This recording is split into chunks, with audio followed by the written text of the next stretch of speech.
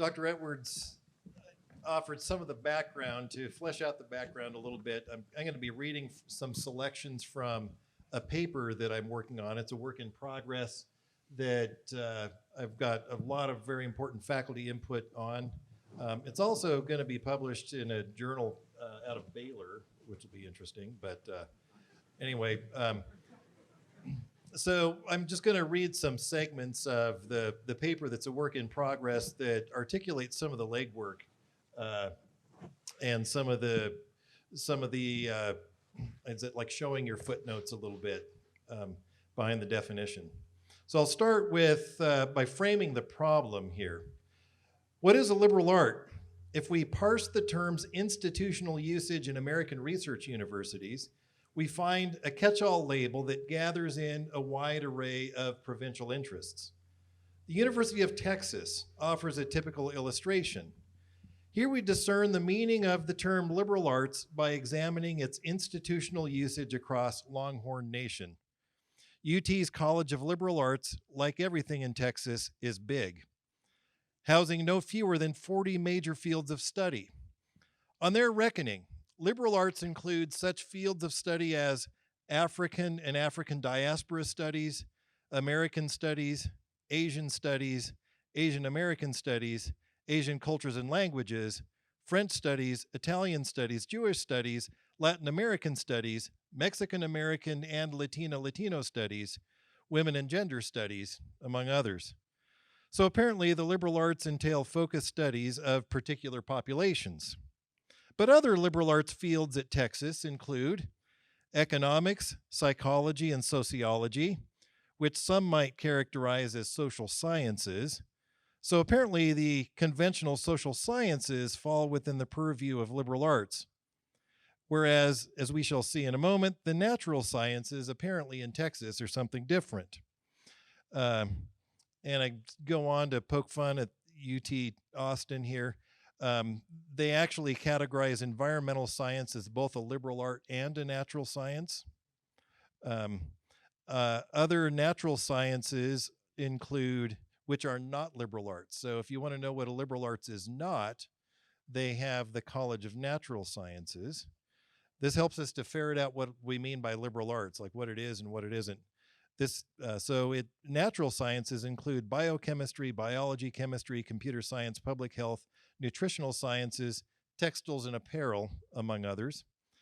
Curiously, among the areas that lie outside the liberal arts, we find that the University of Texas lists mathematics and astronomy, which many medieval educators included among their 7 liberal arts. As for textiles and apparel, educators from Augustine to Hugh of St. Victor would have classified these as arts rather than sciences, though obviously not liberal arts. They are mechanical arts. I go on to make fun of the University of Texas, the University of Oregon, the University of Colorado, and the University of Maryland, just using them as illustrations of big box store higher education, whereas the University of Texas has a College of Arts, or College of Liberal Arts. These other universities, some of them have colleges of arts and sciences, others have colleges of arts and humanities, to which I raise the question, when liberal arts is married with humanities, is that different than marrying the liberal arts with sciences? And what's included and what's excluded? And the point is that American higher education has no idea what it's talking about. And so we've developed the definition that Dr. Edwards has mentioned. So liberal arts then are a certain kind of art, which then brings us to step back. What is an art? And so in the paper, I go on to differentiate an art from a science. They're not the same thing. I'm largely following an Aristotelian distinction here. But art is productive reason. We can distinguish art from a habit or a knack, which don't necessarily have the preceptive or reasonable aspect to them. But another thing is that art is ordered to producing something. Art is never separated or separable from a product. of a result. And that's one of the key things that differentiates art from science. And a science is a body of knowledge, whereas an art is ordered to productivity.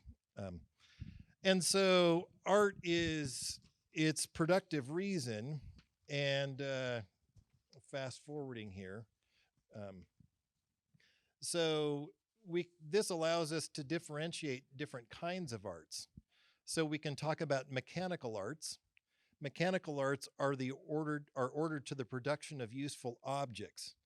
The art of baking produces bread. The art of carpentry produces shelters and furniture. The art of cobbling produces shoes. The art of smithing produces metal tools and other implements. The arts of weaving and sewing produce fabric and clothing. The art of farming produces crops, etc. These are all mechanical arts. Fine arts are arts that are ordered to the production of objects that exist for their beauty. The art of sculpting produces statues. The art of flower arranging produces bouquets. The art of songwriting produces songs. The art of embroidery produces decorative pillowcases and tapestries. These are all fine arts. Fine arts produce objects that we appreciate simply for what they are as ends in and of themselves. We don't value these objects for their capacity to accomplish something else. And so in this respect, they are final. And so we refer to the arts that produce such objects as fine arts. So then what about liberal arts? What about liberal arts? What distinguishes liberal arts from other arts is this. Liberal arts are ordered to the production of knowledge. So mechanical arts produce useful objects. Fine arts produce objects of beauty. There might be other types of arts, but liberal arts are ordered to the production of knowledge. And I have a lot to say about this. But to elaborate a little bit, what do the liberal arts liberate us from? One who's been properly schooled in the liberal arts has been liberated not from the material world, as some ancients would have, not from subsistence work, but from dependence upon teachers. The liberally educated person has learned that which equips him to obtain knowledge on his own. He's equipped to assume responsibility for his own productivity. He can be a producer in his own right, a truly free maker. His productivity is original to himself, not the mere extension of another person's productivity. Thus, a liberally educated individual enjoys a unique kind of freedom, this freedom from teachers, which enables him to serve others freely, originally, and not derivatively. He's equipped to lead and shape culture. When I claim that the liberation provided by a liberal education is a liberation from teachers, I need to clarify what I don't mean. I do not mean that a liberally educated person no longer learns from teachers. What I mean rather is that he no longer depends upon any one teacher, nor upon a particular community of teachers to initiate and direct his learning for him. Of course, the liberally educated person continues to learn. He's one who has become a master over his own progress in learning, and he's equipped to progress in his learning at his own direction rather than at the direction of another. This means that for the liberally educated person, the whole world of teachers is now open to him. He's equipped to summon entire libraries of teachers and their books to his own service. The liberally educated person is able to summon teachers and to surround himself with teachers and to impress them into the service of his own learning. The liberally educated person is one who has the fullest and most complete access to the greatest teachers.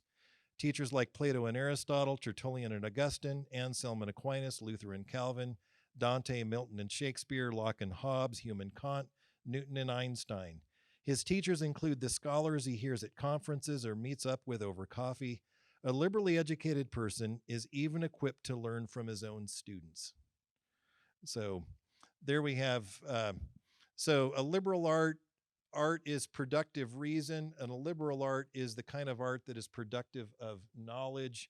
It's different than science. We can also talk about the relationship of the humanities and how the liberal arts relate to the humanities and how those are different. But that kind of lays out some elaboration. Thank you. I had any of you, and why? I mean, we spent a long time talking about this, and you three spent more time than others talking about it, and arguing and pushing back and forth. And why is it so important for us here to get our thinking right on this? And why would we want the students to understand that, would you say? We want them to know who was right. No, I'm just kidding. No. I knew it was a mistake. It was your idea. That's right.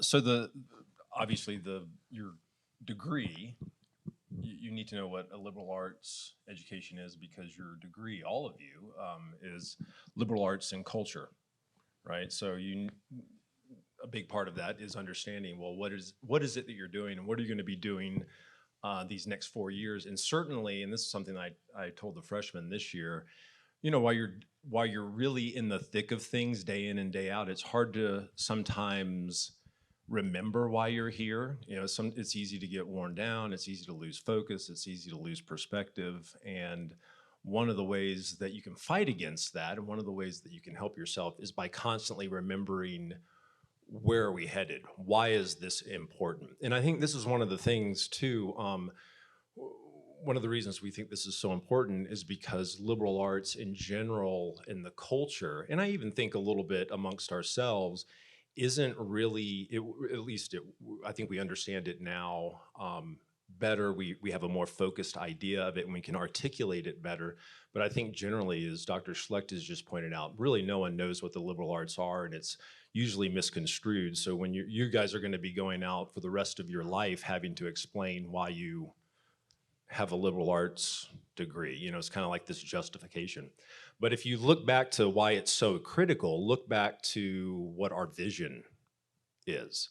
It's to produce leaders who will shape culture. And so leaders, and so how are you guys going to be leading? Well, you're going to be shaping culture. You're going to be part of that. It's like yeast in the bread, and you're going to be, it's not just leading from the front, it's going to be leading from within, in a sense.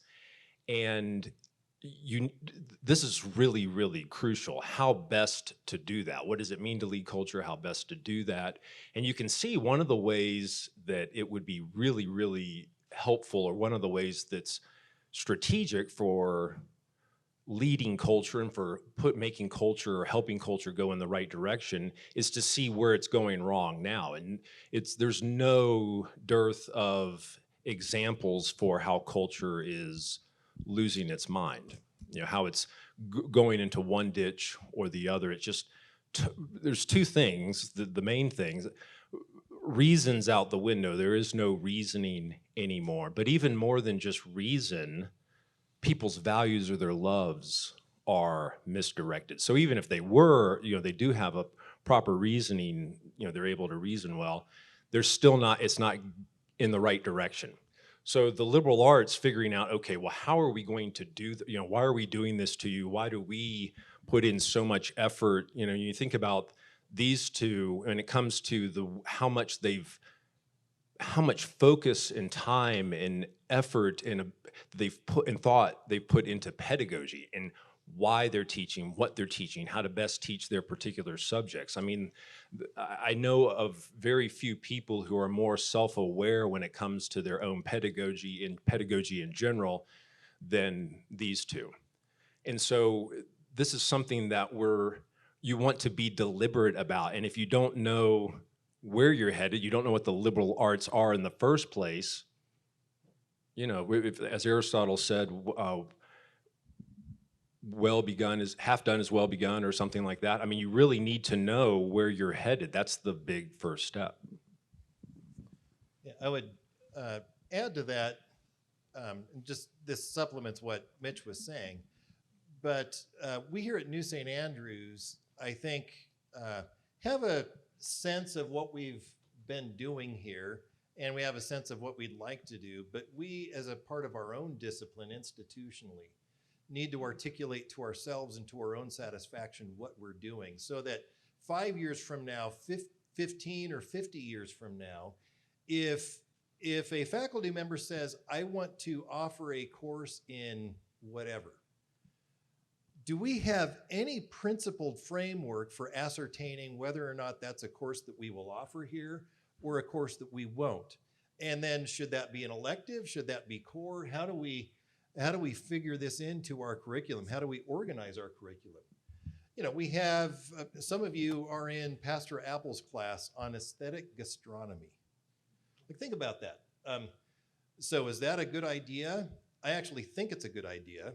And having gone through this rigorous work that we've done, I can explain why that's a good idea. I also think that someone else coming 5 years hence who offers a cooking class would be a class that we would reject. Because, you know, if it's a conventional cooking class, it's very different than what Apple is doing. How, why, maybe it's even got the same course title, aesthetic gastronomy. What is it about that class that makes it a fit versus what potentially could make it not a fit? Institutionally, and as a faculty and as a board and through our administration, we need to understand it for ourselves, for your sakes, what it is that we're doing, so that we don't wind up like big box store university. So the trend, the pull, the gravity of 21st century education is to go to education is in the knowledge that you gain, and this is a defense against that gravitational pull, and say no, we want to provide an education in how to learn. Right. And that's it. Also, you know, we're all part of this movement, this classical education, which is it's a little bit older than 40 years.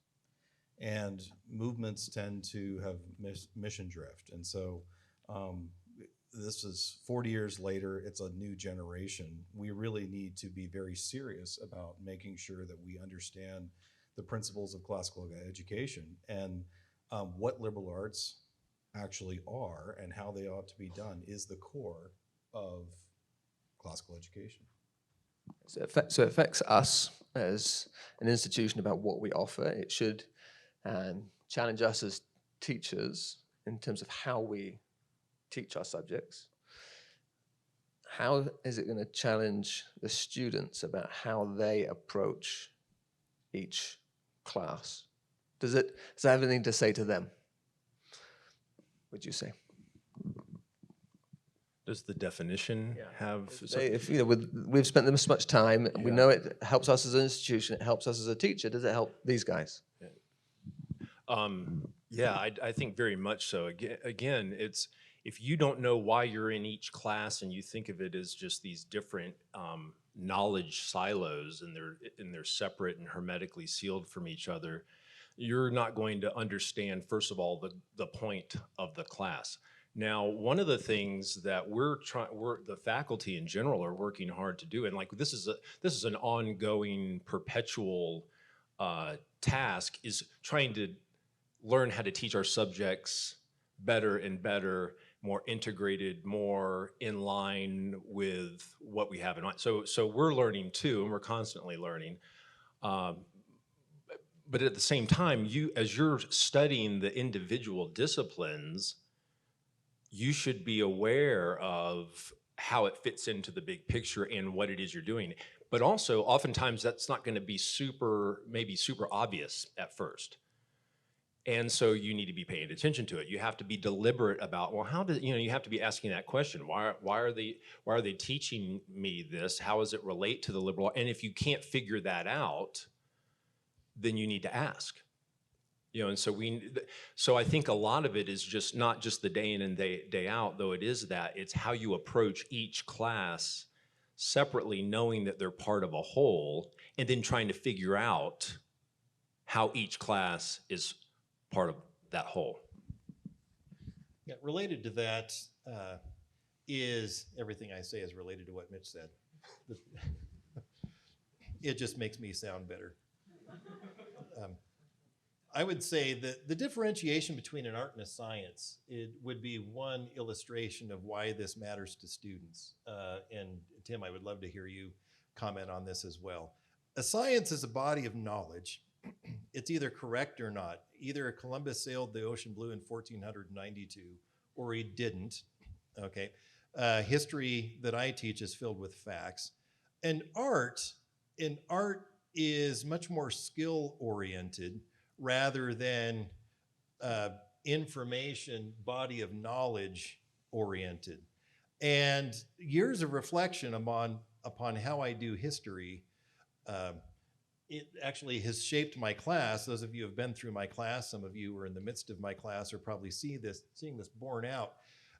I see myself as doing something much more similar to what a coach does than what a dispenser of knowledge does, where I'm trying to get my students to actually formulate a historical analysis for themselves. Can they suit up and handle that ball and pass and shoot, if I can use the coaching analogy, which means I need to put the ball in their hands and guide them as they do it, as they nurture it as a skill. And that is foregrounded in what I do more than a body of knowledge. And of course, there's a body of knowledge associated with history. We have to traffic in knowledge, but all for nurturing a skill in what to do with knowledge and what to do with it, and can you deal with it? I try to prepare my students, and I think all of us do the same thing in their respective fields. I want to prepare my students, in how I handle history class with my students, I want to treat the subject matter such that it will equip you to deal with a claim about the past that I haven't introduced you to. A book, a history book maybe, or on a topic in history that I didn't cover with you, am I serving you for that day when you pull that other book down from the shelf? So, more on that. The difference between, I think any subject can be taught as a science or a liberal art if you try hard enough. And I think on the student side, a subject can be learned as a science or a liberal art. So are you trying to just gain information? Are you just filling up notebooks? Are you just stuffing your brain with things that you don't really understand? You're not developing skills. That would be just trying to obtain it as a body of knowledge. And that is not something that is transferable to other things. And that's one of the things that's so valuable about liberal arts, is that it's transferable to so many areas. Who knows what you guys are going to be doing? But if you learn the skills, like Dr. Schlect was just saying, if you understand the skill of history, so understanding how to answer questions of fact using certain kinds of evidence, that is the kind of skill that will serve you well for the rest of your life, long after you've forgotten the particulars of what is in what book of Herodotus. And the same thing is true of Latin. If you learn to understand how to understand what words mean, that is the kind of skill that's going to serve you for the rest of your life. But you may have noticed you do forget vocabulary. It doesn't stick around unless you're constantly using it. So I think as a student, if you're approaching, you are here in order to learn skills, not just stuff your head with things. I think you're going to get a lot more out of what you're doing here. You're going to be able to use it afterwards. One thing when it comes to the knowledge versus how to learn, one of the things that this teaching in a liberal arts way, teaching the different disciplines in a liberal arts way does in giving the knowledge, it forces us, and I've seen this over, you guys have seen this over a decade or more of teaching, is it forces you to emphasize and present the most important knowledge, in fact. Like you have to really sift through, it forces you to think, okay, what are the high yield, if I am gonna give, I can't give them all the knowledge, I'm leaving out so much of it. What's the high yield stuff? So really a lot of times what you're getting is the stuff that just, it's been it really has, a lot of this has been refined, and it's the best stuff. When it comes to the teaching you how, just this is an aside, this is autobiographical. One of the things that Dr. Schlect has taught me was when he talks about how museums curate, and just the whole enormous, just the enormous subjectivity in marketing and all of that comes to it. I was going to some museums a couple of summers ago, and I mean, I felt like Dr. Schlect had he had opened up. I mean, I looked at museums so much differently and walked around them so much differently, and wasn't always interested in just like the certain little, like, here's some gold coins. Like I get bored at museums really quickly, but the ideas behind why those coins was fascinating. So, Tim, you brought up the skills element, and we spent last year refining the list of intellectual skills that we're looking to develop. And you see those skills on your syllabi and in your course evaluations. They're rhetoric, observation, reasoning, perspective, problem solving, and creativity. Are those related to sort of aspects of classical learning?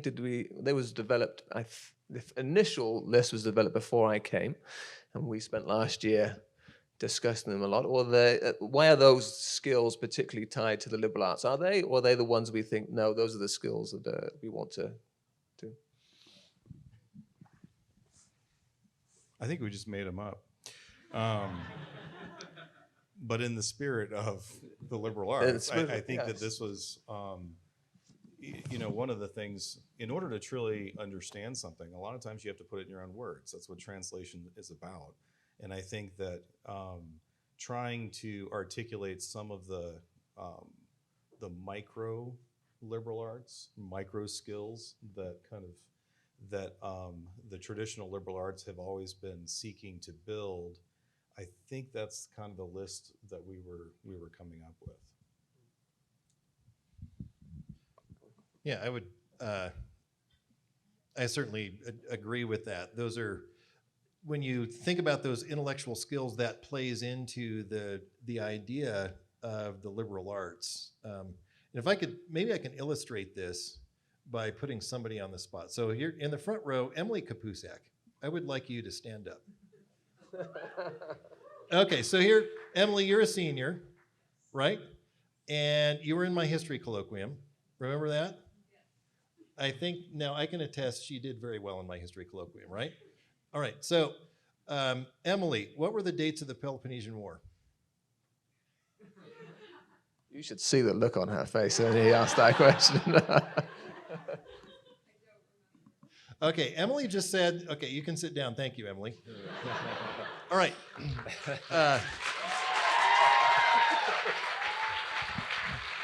Now, Emily, who has passed through my class, who has read Thucydides, knew at one time, and I know you knew the dates of the Peloponnesian War at one time in your life.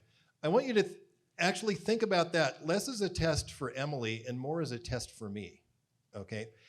If my purpose here at New St. Andrews College is to dispense information, then I, Dr. Schlect, on behalf of the college, just failed the test. Okay, it's not, I'm being tested here. And if my goal as a teacher is to dispense information, you all witnessed that I failed. But I actually know Emily, and I know what Emily is capable of, and I would call Emily a success story as well as many others of you who are sitting here in this room, because we're after so much more than just information. In fact, the information that I dispensed in my class oftentimes falls by the wayside. Of course, you're going to forget the dates of the Peloponnesian War. I know that, even though I make a big deal out of it when you're in my class. It's because we're really after something much different than that, which is captured in this roster of intellectual skills that Dr. Edwards just mentioned. And I can tell you that Emily is actually quite adept rhetorically. She is actually quite adept at her ability to discern. You go through that list, and I think, well, Emily, right? But when it comes to information, she missed something. I think that helps us to gauge, what I'm about as a teacher, what you should think about what we're doing to you as students, right? So anyway, thank you, Emily, for being my illustration. And it also gives you a perspective that it's not a single class or course's job to produce that in a student. Now, I teach a senior class. My hope is I reap all the benefits of 3 years of the hope seniors. So, Emily, I'll be checking. Okay. I am not going to take Dr. Schlecht's word for it. Okay. She's good.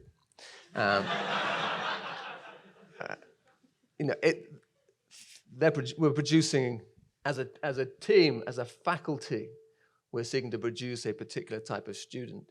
And it just so happens that my class is in the senior year that I bear the fruits of everyone else's hard work or not, depending on how the students do. And that's the aim, you're building. And so Dr.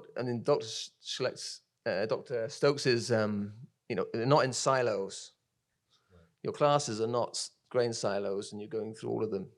We are all working to the same end, the same goal. And in one sense, that liberal arts definition exemplifies that very, very well. There's a little bit of that's sort of Christian at the end, but A little bit of Christian at the end. A little bit of packaging, just to please people know. So that's the question: to what extent is it the liberal arts is something that's across? It wasn't just a Christian idea. So Dr. Stokes knows the question and the answer. Off you go. Could you repeat the question? What's so Christian about this definition? Well, another way to ask that is look at the end. It's right. Do we have? Let's see. Let me just. Yeah, that's the Christian bit at the end. So rightly ordered to the love and worship of the Triune God. Yes. This might even be, or at least I alluded to this. This is at least as important as all the other, because think about, you think, well, what's love got to do with it? It's really got everything to do with it, because what you can do, what you value, what you love is what directs your reasoning. You could have a great automobile that's all tricked out and it's really, really fast, and you can even be a really, really good driver, but if you're driving in the wrong direction, that's a real big problem. So you need the car, and it helps to have a really nice or really good car, but it also is it's central to know where you're heading, and your loves are what direct you and what guide you. And that goes all the way back to the very beginning of the liberal arts. In fact, there's a sense in which it's not entirely a Christian idea to tack that on at the end.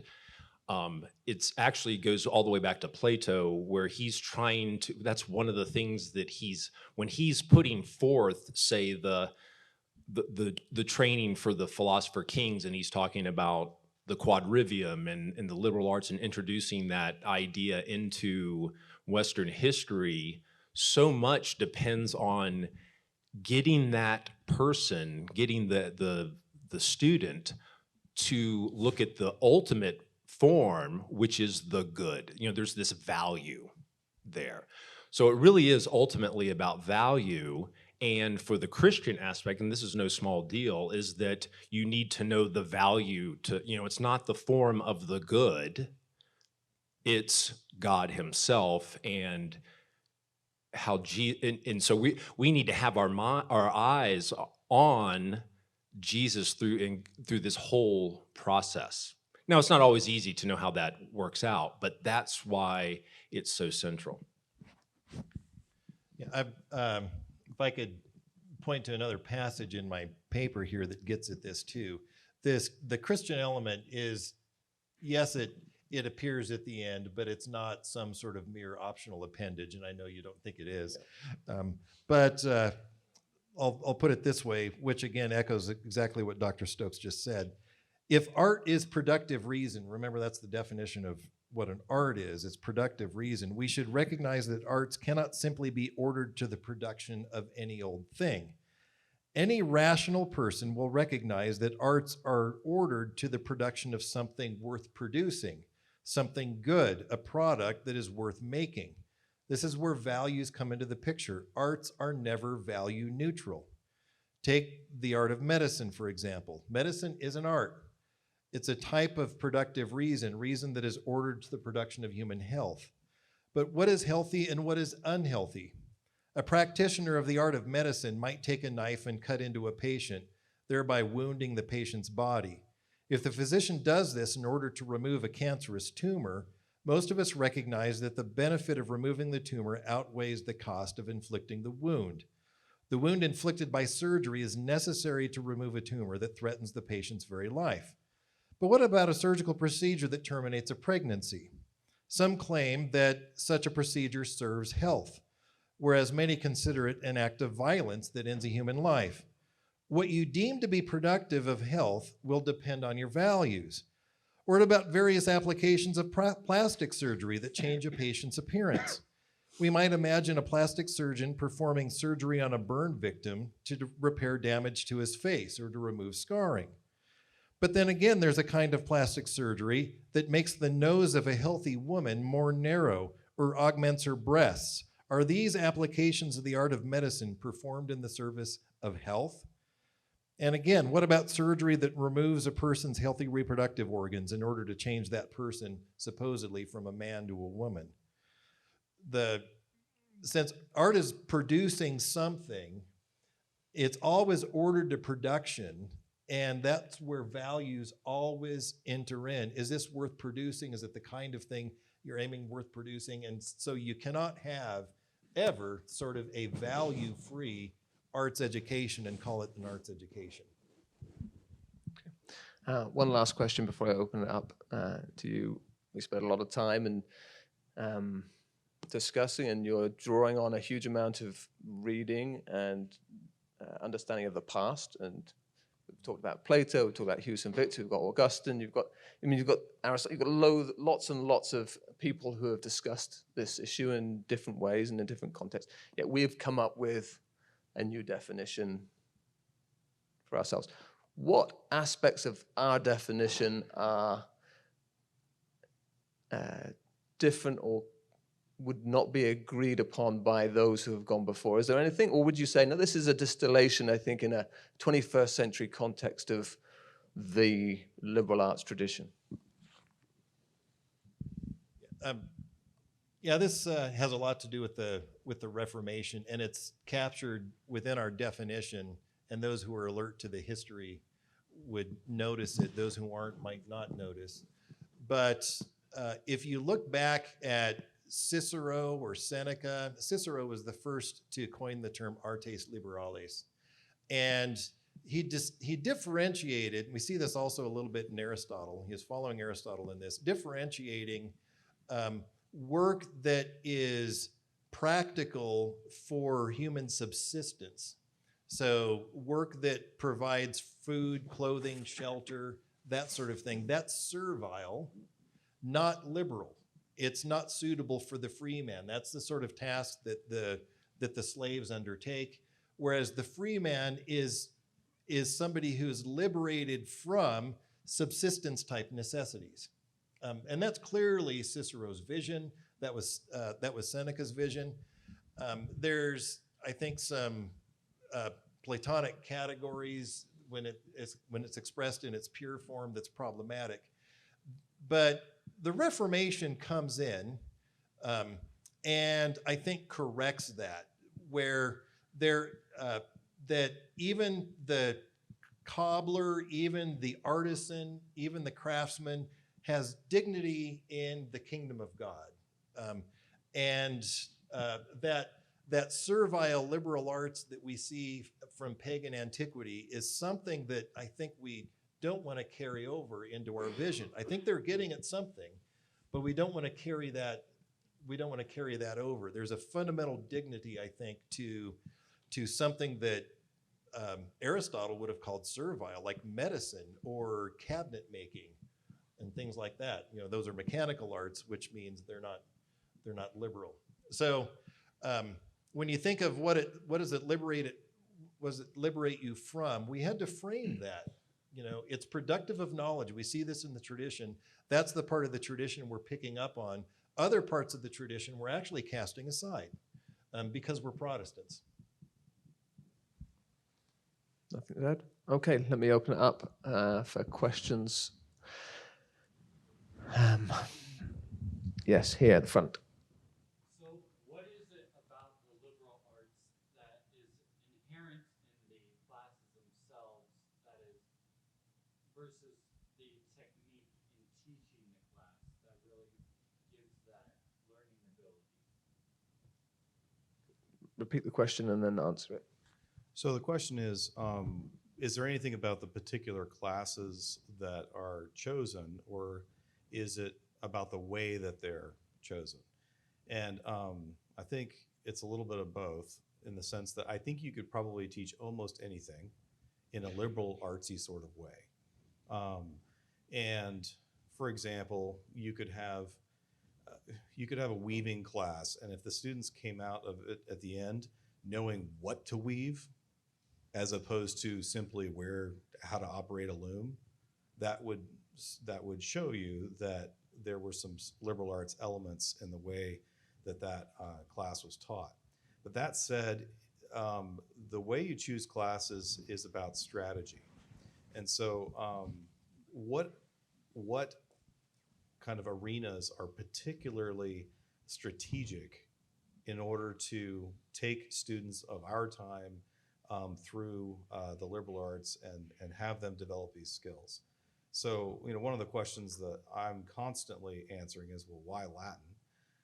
Well, I think there are a handful of languages that actually would be good for teaching liberal arts. Well, but we're Westerners. You know, if we were from the East, we'd probably be picking a different language. But because Latin connects to so many issues that relate to us simply because of who we are, that one is more strategic than, say, another language. But I wouldn't say that would be true of every person on Earth. If New St. Andrews was on the other side of the planet, maybe they would have a different language that they would be doing.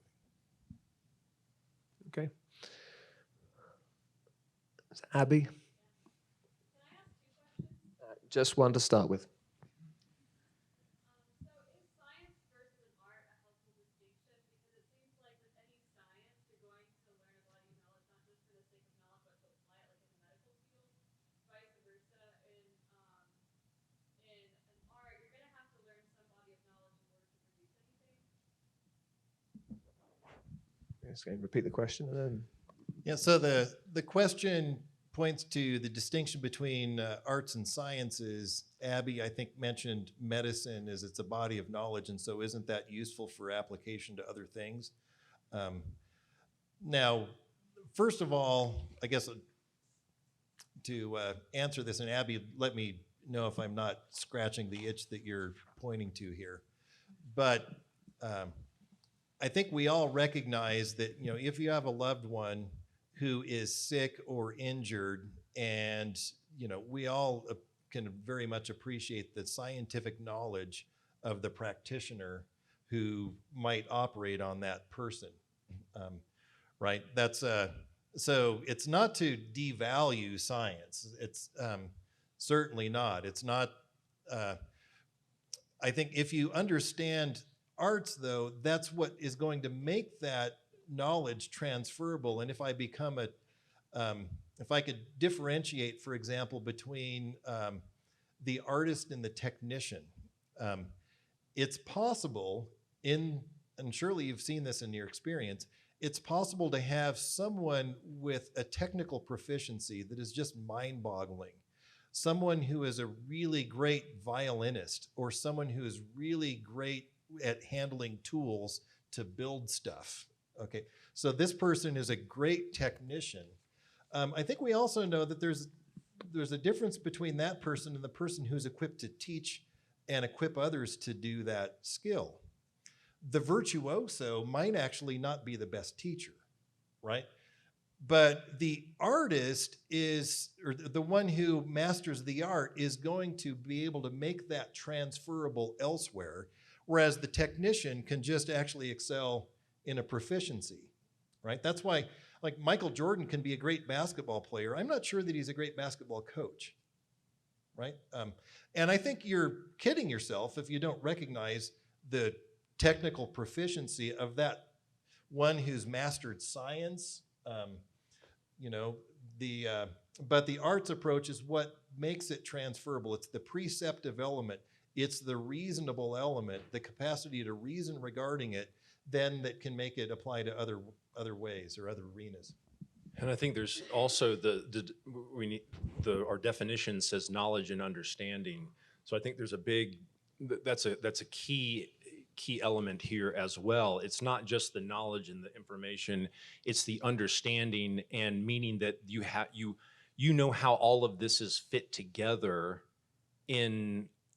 how, let's say, Plato and quantum mechanics works, why they're related, for example. And speaking of science, but there's a great example now in contemporary physics. There's this debate in kind of, but it seems like physics is kind of in this cul-de-sac when it comes to making the next step to a theory of everything.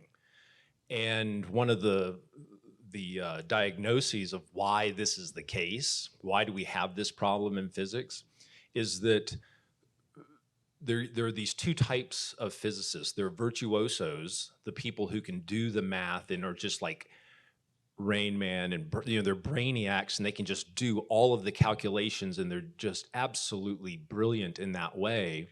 And then there are the visionaries. So the virtuosos and the visionaries, those were the people like Einstein, Niels Bohr, Werner Heisenberg. Not that they weren't good, like we would say, yeah, they're virtuosos, but in a sense they weren't compared to the other, to the actual virtuosos. And so at the beginning of the 20th century, you had these visionaries that were guiding the direction of physics, making these new, coming up with quantum mechanics, coming up with general relativity, and guiding where physics goes. Then after World War II, you had much more focus on let's make stuff, let's calculate, and let's get back to just calculating. And you had these virtuosos like Richard Feynman, and they're just really, really good. And so, but now we need both. We can't have just one or the other. And so there's this knowledge versus understanding that we need to keep in mind. So when we say science, when we're talking about science, correct me if I'm wrong, we're not talking about the natural sciences. We're talking about the traditional definition of science, and not say physics and chemistry and whatnot. Which is a body of knowledge as opposed to the application thereof. So I think, does it matter? It matters a ton. If you took a class in a language class that was very science focused, it would just be a bunch of information. Your first lesson would be, this is what a phoneme is. Okay? Be defining things. That's useful information for a certain group of people, but that's just, it's facts, as opposed to education that is geared towards solving problems, doing things, producing. So there's a huge difference. We'll come back to you, Abu, if there's no other questions for your second one. At the back there, I think it's Luke, is it? So earlier, Mr. Griffith said that it is possible to teach different subjects in liberal arts ways. Does that mean in the future there's a chance that you could have STEM or history or music majors which also have a rigorous liberal arts education architecture inside it? Not No. at NSA. But in principle, you could very fact of a major is contrary to liberal arts would be the answer in another context, would you say? Right. So a major, we've got two things. if I understand, a major is just a little addendum to your degree, saying that you have taken a lot of courses in something, more so than other courses. And many of you choose electives and direct your own energies in such a way that you effectively have a major. So for example, for a classics major, you have to have 3 years of Latin or Greek and 2 years of the other language. Well, some of you will have done that. And so effectively, you know, that is a major. Does getting good at something somehow make you incapable of understanding liberal arts? No. So yeah, I think that ultimately the college is focusing on liberal arts as it should, and yet we do want students to actually gain competence in particular areas in addition to that. Yeah, we've had some students who have gone on from New St. Andrews to get graduate degrees in history. I'm the history guy. I know who those students are. This might help to illustrate, though. I've also taught at Washington State University, and it's really interesting teaching history here versus teaching history and watching how history plays in other contexts. In a lot of places, history is presented as a science, okay, in the traditional sense of science, not STEM. We're talking as a body of knowledge. And most New St. Andrews graduates who would go into a graduate program in history might find themselves behind some of their peers in that college with respect to their knowledge of historical information. Because if their undergraduate program produced them as a history major, they probably had 6 history classes. Whereas here at New St. Andrews, you can graduate with just mine, right? And so you get to graduate school and you got someone from, Washington State University with a degree in history versus a New St. Andrews student. And those 2 students show up in the same grad program. The WSU student will probably be able to out name drop the WSU student and out fact drop them and win in a Trivial Pursuit game. And the NSA student actually might feel a little bit behind sometimes. But just give it half a semester, because the rigors of graduate work, the New St. Andrews student, if we've trained them upright, will have these intellectual skills that wind up just outpacing the history major, even in the field of history. And we've seen that sort of thing happen again and again. By the time they're in their 2nd year in the program, their ability to make connections, to have insights, to think creatively about the material, and to formulate inferences outpaces those who have the know-how and the body of facts. Okay, got time for one more, and there are 3 hands up. Gideon's was the first. Gideon. It was mentioned that part of the goal of this education is to become leaders and shapers of culture. If that is so, and part of the leader's job is to benefit or make better the lives of those who leads, and if our goal is to, if the benefit of our education of learning how to learn is so good, part of our job should be to pass it on to who have not had the chance to take this education. In practical ways, what are some ways that we can help others to think on their feet of how to learn and be more open-minded in the sense that you are looking for sort of the ways that we look at the world? Is that teaching others principles, teaching others more higher thinking? What are some ways? Well, you should start with your children when you have them.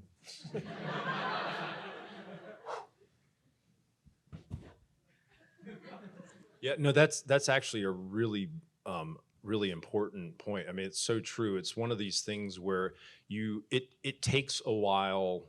You don't gain a liberal art or even the ability that a liberal arts education should provide quickly. You don't. Plus, you actually won't even appreciate or really understand what a liberal arts education is until after you've gone through it, which is one of the difficulties in trying to justify it and describe it to others. But remember, this is really part of this is an educational movement in many ways, and growing up a generation that has been educated in this liberal arts way is really the goal. Now, what to do with the people who haven't had it growing up, that's going to be, for someone like me, I didn't have it growing up, and so I'm having to play catch up. And those will be different, it'll depend on the context. Some of it could be just, you teaching, you becoming a teacher, but it's really much more in terms of the actual. I think one of the things you can do, rather than thinking about giving anybody a liberal arts education, that you can do that coming into contact with them, it's showing them the benefits of a liberal arts education, where it's like, dang, where'd they go to college? I mean, that's one of the things that you would make it winsome, and they would see a difference. But it's the long game. I mean, even just 4 years, that's a long time, and even then, we wish we had more time with you. So to sum up, you want to have other people look at what you're doing and say, how did they get there? Not go to them and say, let me teach you how to reason. Okay. Gentlemen, thank you very much. Please thank our faculty panel.